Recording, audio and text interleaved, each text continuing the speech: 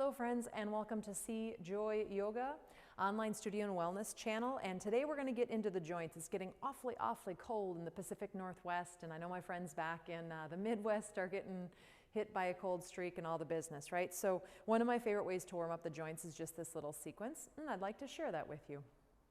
You're going to take your fingers and try to roll them down knuckle by knuckle by knuckle, right, until your fingers come down to the pads of the finger pad, and then slide them down to the bottom or as close as you are able, and then go ahead and slide them up and then start to unwind them one at a time. Bring them back as far as they can, right, without your whole hand going back. We'll go into the wrists in a second. And then you're going to bring those fingers down, roll down knuckle by knuckle all the way down. You can go a little quicker, but still try to hit the main points and really move through the whole range of motion, yeah? And one more time. And then with the thumbs, you're going to go ahead and you're going to bring the thumbs in. You're going to try and touch the pinky pads, ring finger, middle finger, index, and you'll go back and forth trying to touch the pads of the other fingers. Yeah, and just start to move that thumb around. And then let the thumb roll in and across and back out, in. My index fingers have to get involved evidently this morning. And then from there, you're gonna hug the thumb in first, the way you should never get in a fight because you'll break your thumb. It's terrible. Go ahead and come in. Just don't get in a fight to begin with. And then from there, just squeeze the thumb and all the fingers and squish in, and then go ahead and just shake that out a little bit, right? Moving the fingers around. And then for the wrists, you're going to go ahead and you're just going to start to, I like to just hold them by my side so I'm not activating shoulder land. And you're just going to let the hands move a little bit right to left. They can synchronize and move the same way. They can move opposite. Really doesn't matter. And then you're going to move them a little bit up and down. And then a little bit right and left. And a little bit up and down. Now go ahead and try to circle. Try to keep your forearm still and not move your forearm, and just circle the wrist joint. And you may or may not know this, but that forearm has two bones so that it can specifically do that. So try not to do that piece quite yet. We'll do that in a second. And then now we're going to add that in. So now we're going to turn our palms up and start to get that rotation, right, through the forearm. And then maybe it feels okay to shake those a little bit yes, no, a little bit, or right, left, a little bit up, down, which I call the yes motion and the no motion. And then you're just going to let the arms drop down. Upper arm bones will stay in pretty well. They're not rigid. And you're just going to start to bring the fingertips up towards the shoulders. They don't have to touch the shoulders. We're really just starting to pump into your elbow joint. Yeah? And then from there, to start to get in the shoulder, fingertips on the shoulders, and we're going to start to circle the arms, the elbows. And they don't have to go high. People get really zealous in this, but then we start to get a lot of activation in the upper traps and the neckline, right? So just keep it low and stay out of there for now. Go the other direction. And then from there, you're going to reach your fingertips up above, and you're just going to shake. It's okay. It's silly, but it's all good. And just shake, shake, shake, letting all that lymphatic fluid come on down through our arms, through all the nodes, into the armpits, right, and beyond, back towards the heart for cleansing. And bring the arms down and just pause for a moment. And I'm wondering if you feel any difference in the energy, the prana that's running through your your fingers through the upper body right now, yeah? Now from there, we're going to bring our shoulders up to our ears. And then you have two options. You can either just soften them down or you can drop them down. Whatever works. Awesome. Shoulders up on an inhale and exhale them down. Inhale them up and exhale them down. Now when they're in that down position, go ahead and just turn your head to the right and back to center, and turn the head to the left. Back to center. This time when you turn to the right, check in with your left shoulder and make sure it's not going forward. Back to center. And when you turn to the left, you would be making sure your right shoulder doesn't move too far forward. Come on back to center. And then from there, we're going to go ahead and we're going to start to move down. Well, actually, let's do it this way. We're going to go into baby cat cows from standing. So you can go ahead and you can shoulder blades down the back and reach your chest forward. We'll get a little bigger with this in a second. And with an exhale, you're going to go ahead and you're going to round your spine behind you. You can even bend the knees a little bit, moving into flexion. And then inhale, straightening the legs a little bit, reaching the arms a little behind you. Chest opening, yeah. Exhale, rounding in, maybe even bending the knees a little bit, letting chin drop in. And this time when you move it out, the arms out, you're going to see if you can clasp your thumbs. Not interlace fingers, it's thumbs today. And then pull your thumbs apart, let your shoulders move back a little bit. Inhale, get a little taller still, maybe just gently, gently as the upper back moves in, the neck can extend and the gaze shifts up because of the upper back movement, right? So all of that stems from the upper back. And then from there, you're going to go ahead and you're going to round forward again and maybe even bend the knees a little bit. Interlace your hands and you're going to push your palms out in front of you, really trying to round that upper back just as much as you can. Let the chin drop in. And then inhale, go ahead and stand up. We're going to go into the ribs a little bit. Put your hands on your hips just to remind them not to move. And I'm kind of bulky today. I apologize for that, but it was cold when I first got here.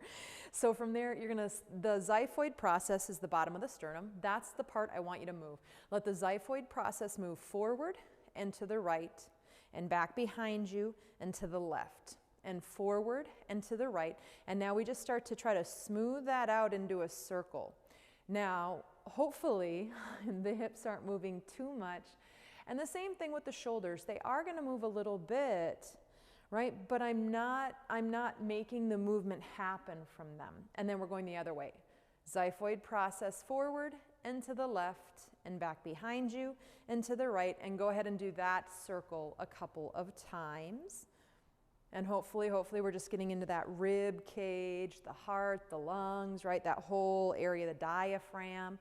Come back to neutral. Now we're down to hip land. So you can step your feet a little wider than hip distance, and it's literally going to be just circling the hips. Nothing too fancy here. Feel free to bend the knees if that helps you get deeper into that or support you or balance you.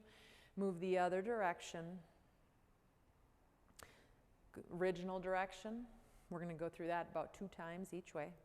And the second original direction.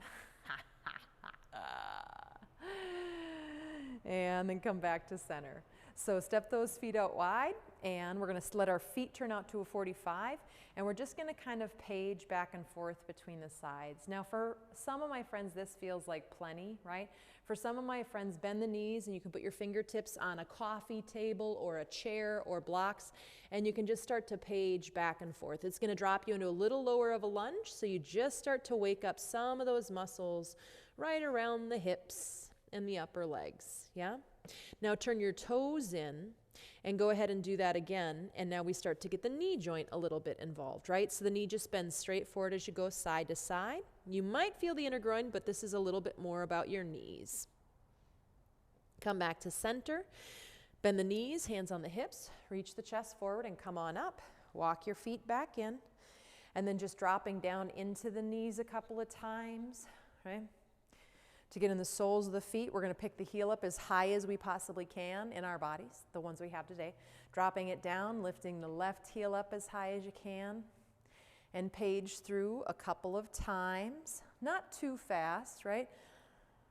But I am moving us through, right? A little faster than I sometimes move, just to get through all of those joints and get us warmed up in a hopefully fairly brief way for you in the mornings, especially on these cold mornings. Now you might lift the leg up and start to circle. You could grab onto a wall, or you could leave your toes on the earth and just circle from that place. Yeah? Other direction. And then pick up the other leg, or grab a wall, or keep the toes on the earth, but just go ahead and circle through that other ankle. Switch directions. One more here. Try to point your toes and bring them down onto the ground, and try to press that ankle down and forward to stretch out the front of that ankle joint. What we would call plantar flexion, right? The back of the bottom side of the foot is pulling into their midline. And then let go of that and reach the other toes back. Try to get onto your toenails if you can. Try to push that heel down and forward and just say hi to the front of that ankle, foot. Right? Come back to center and just pause for a moment, maybe close the eyes, tune in. Hopefully we have synovial joint fluid a little bit warmed up, and it's lubricating the joints for a little more ease and comfort throughout our day. Maybe you notice a little bit of energy shift. And then open the eyes, and there's one more thing I just decided I want to add it on. So if you're done, be done there, right? But otherwise, this is one of my favorites for just getting energy on cold mornings or when I'm feeling really lethargic or sluggish, right? You leave your toes on the earth, but you bounce your heels. This comes from Qigong, uses it quite a bit, right? And so as those heels come down, I'm just boom, boom, my weight just comes down into the floor, right? And you might just do that. You might speed it up a little bit. You could always hold your breasts or your shoulders if it hurts any of those body parts. And then the last piece, if it's okay, reach those arms up one more time. You're still doing the bouncing on the feet, and you can shake the arms out a little bit as you do that. Maybe you shake out the head and the neck, and I get pretty jiggy with it, right? I might put my heels down and then just shake for a hot second. Close the eyes. Bring your hands together at your heart. May your joints feel a little more lubricated on this cold day. Namaste. And if you like these types of things and you're liking the videos, please check me out on patreon.com/cjoyyoga. And if you already know about me and you're joining me there, please feel free to tell all your friends about it. Thank you.